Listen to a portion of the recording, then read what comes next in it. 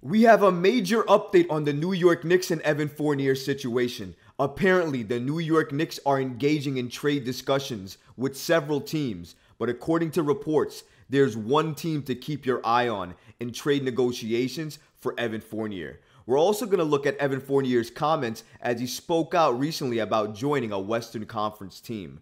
We're also going to look at a potential trade package that gets Evan Fournier off of the Knicks. We're going to break down all of this and so much more today.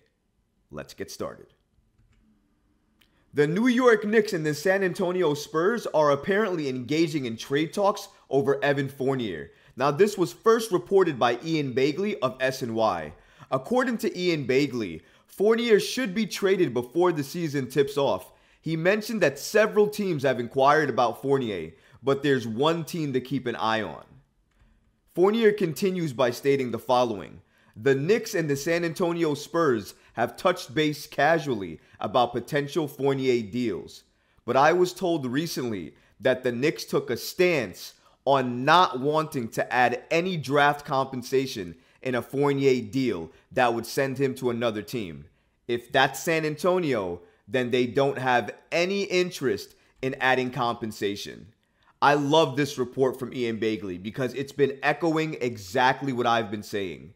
I get that the New York Knicks have lowered Evan Fournier's value to the floor, but just because you did that does not mean that now you have to double down on that move and move him by giving up significant assets or any type of draft assets. I don't think it makes sense. It didn't make sense that the New York Knicks lowered Fournier's value to the floor anyways. They probably should have traded him after he broke the three-point record for the New York Knicks a couple of seasons ago. But instead of doing that, they retained him and played him 27 games last season, had him sit on the bench, wither away, and have his value go from here all the way down to the bottom. So that's why a lot of Fournier trades that you've been hearing about have the New York Knicks including some type of draft compensation.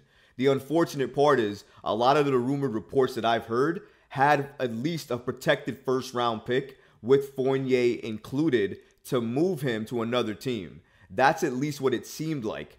I'm not okay with including any type of draft compensation in a potential Evan Fournier trade, but I am definitely not okay with moving a protected or unprotected first round pick with Fournier. I think that does not make any type of logical sense. After Fournier's recent comments in an interview that he had, he gave a scathing review of his time with the New York Knicks and especially of his relationship with Tom Thibodeau. So it all makes sense in regards to why the New York Knicks are heavily and aggressively trying to pursue an Evan Fournier trade, because you can't have something like this hanging over the head of the franchise. It's not a good look. Fournier, in that interview, openly stated that he wants to be traded by the New York Knicks. He does not want to be a New York Knick any longer. The New York Knicks clearly heard that. Several teams have inquired about adding Fournier to the team. However, they probably also asked for draft compensation. And one of the main things to note here from the report from Ian Begley is that the Knicks and the Spurs are engaging in some type of trade negotiations, including Evan Fournier, which makes sense because for a long time we've heard that Fournier wanted to be added to the Spurs to be a mentor for the, number one pick and probably going to be rookie of the year, Victor Wembanyama. But there is something else to note from this article here. The Knicks have drawn a line in the sand yet again, and it's a line that I favor so much.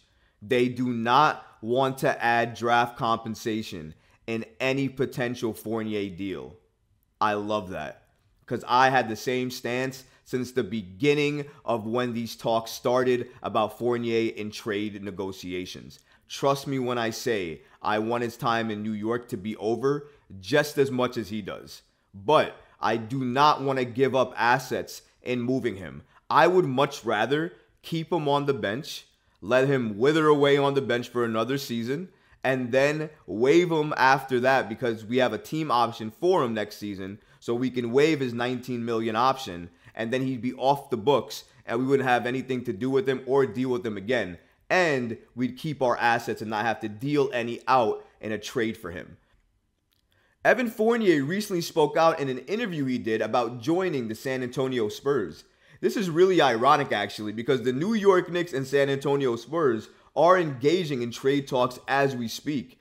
And in a recent interview where he torched the New York Knicks, he did have some praise about joining the San Antonio Spurs and what it would mean to play for a coach like Greg Popovich. It's not the Spurs of 2014 anymore, but playing for Coach Pop and learning from him, it would be a pleasure and an honor for sure, Fournier said. Being with Victor Wembanyama, looking at the Olympics, being able to start chemistry on the court, that would be great. It's clear that Evan Fournier has no problem playing for Coach Popovich and being a mentor to Victor Wembanyama. I think that's a very good role for him to have, especially at this stage of his career, where he's probably not going to play 25 or 26 minutes anymore. But if he's on a team where he can be used, he might be able to play 19 to 20 minutes a night. And I think for San Antonio, if he joined that team, you can make the argument that he might see those minutes. So I think it does make sense for the New York Knicks and San Antonio to pull off this trade. I'm extremely happy about the fact that the New York Knicks drew this line in the sand and are not willing to add any type of draft compensation in a potential Fournier deal to the San Antonio Spurs. Because if I was in charge and running things, that would be my exact move too. It makes sense for everybody to move Evan Fournier to a different team. I do hope it's the San Antonio Spurs because obviously the Knicks and San Antonio are already engaging in trade talks. Fournier clearly doesn't have a problem moving over there and playing under Coach Popovich, so it makes sense there. And if we don't have to give up assets in that particular trade as well too, I'm all for it. Let's get the deal done. But a lot of people also come up and ask, what type of trade would we be looking at for the San Antonio Spurs and the New York Knicks to engage in? Well, thankfully, we have one particular report of what a New York Knicks and San Antonio Spurs potential trade package might look like. If you take a look here, this is a potential trade that the New York Knicks and the San Antonio Spurs could engage in. Now, with the report about the first round or second round and draft picks not being included in trades anymore, it might not work. This was a potential trade, I believe, offered out by Bill Simmons at one point on his podcast. So we're going to put it up here for you guys to review as well too. The trade would be that the Knicks receive Doug McDermott, so he makes a return back to the New York Knicks. And the San Antonio Spurs received Evan Fournier and a protected future first-round pick. Now, if you know me, I'm saying no to this deal every single day of the week because there is no shot in hell I'm giving up a protected or unprotected first-round pick in any year, whether it's mine or another team's first-round pick, for Doug McDermott. There is no shot in hell that I'm ever doing that trade. You could put second round picks in there, and I'm not doing that trade because Doug McDermott added to the Knicks does nothing. He might shoot the three very well. He's not going to play enough to be impactful. Just like Fournier did not play enough for his three to be impactful. It does not make sense. I would not do this trade just for this. Now, the only single reason it makes sense to add Doug McDermott is his contract. If you take a look at it, McDermott is entering the final year of his 3-year, $41.25 million contract with the Spurs and is guaranteed $13.74 million in 2023-2024. He'd become an unrestricted free agent in 2024 and 2025.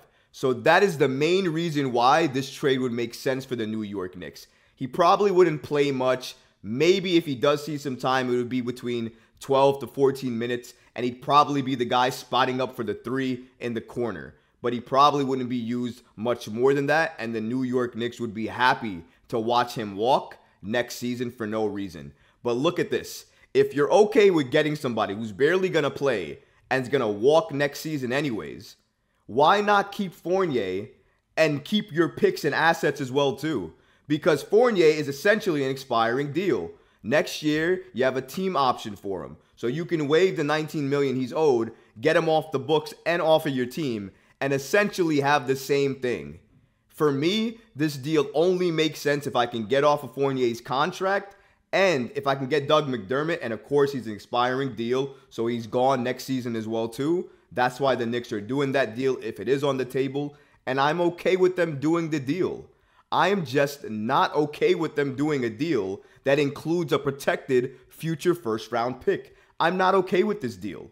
If it said Spurs receive Evan Fournier and that's it, I'm perfectly happy with making this deal. Because at least for me, that would make sense. If the Spurs want him so badly and want that mentor, here you go. Let's take McDermott, who's essentially an expiring deal for you. And you can take Fournier, who's essentially an expiring deal for us. Let's call it even, and let's move on.